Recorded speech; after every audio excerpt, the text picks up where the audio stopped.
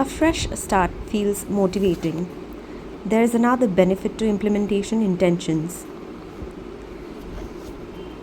Being specific about what you want and how you will achieve it helps you say no to things that derail progress, distract your attention, and pull you off course.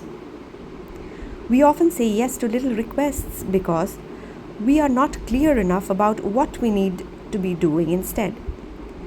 When your dreams are vague, it's easy to rationalize little exceptions all day long and never get around to the specific things you need to do to succeed.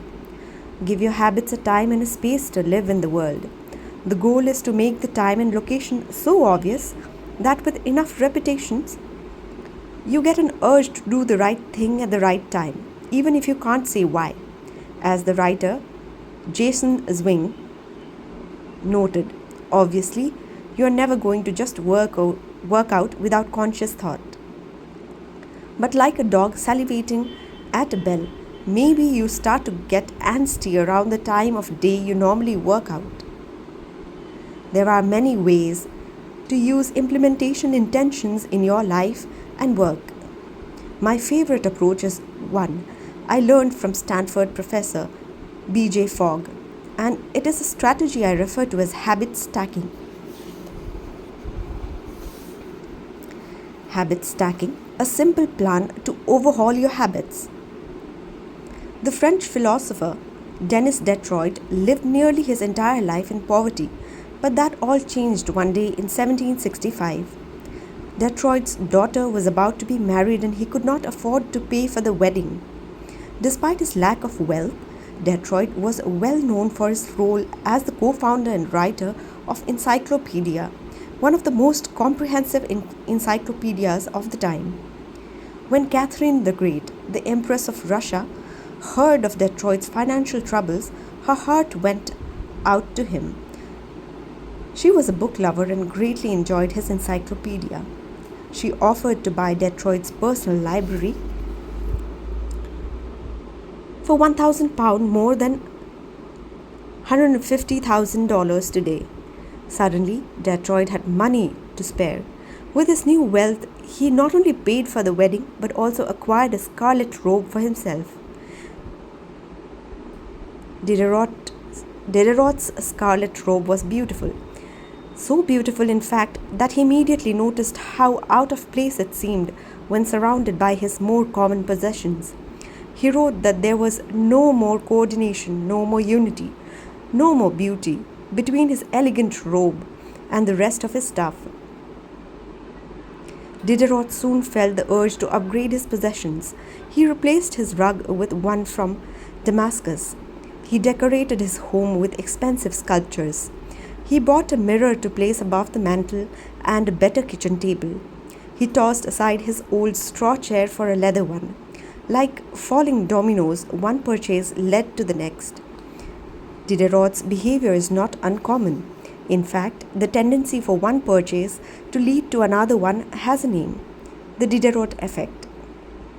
The Diderot effect states that obtaining a new possession often creates a spiral of consumption that leads to additional purchases. You can spot this pattern everywhere.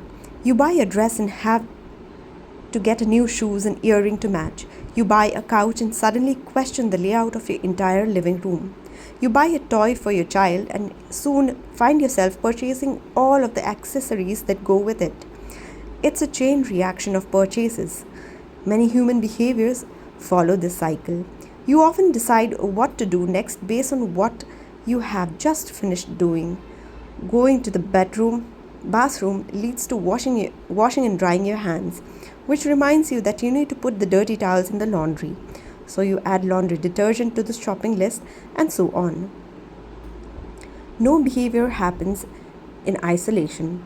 Each action becomes a cue that triggers the next behavior. Why is this important?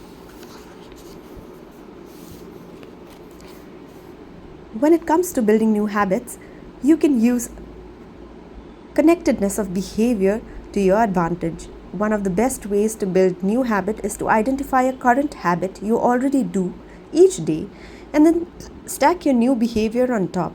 This is called habit stacking. Habit stacking is a special form of implementation intention. Rather than pairing your new habit with a particular time and location, you pair it with the current habit. This method, which was created by BJ Fogg as a part of Tiny Habits program, can be used to design an obvious cue for nearly any habit. The habit stacking formula is: after I do my current job, I will do my new job. After current habit, I will do the new habit. For example, meditation. After I pour my cup of coffee each morning, I will meditate for 1 minute. Exercise. After I take off my work shoes, I will immediately change into my workout clothes. Gratitude. After I sit down to dinner, I will say one thing I'm grateful for that happened today. Marriage. After I get into bed at night, I will give my partner a kiss. Safety. After I put on my running shoes, I will text a friend or family member where I am running and how long it will take. The key is to tie your desired behavior into something you already do each day. Once you have mastered this basic structure, you can begin to create larger stacks by changing small habits together. This allows you to take advantage of the natural momentum that comes from one behavior leading into the next, a positive version of Diderot effect.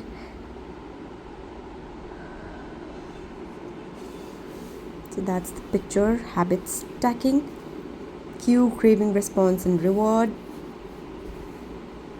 Habit 1, habit 2, habit 3, and habit 4.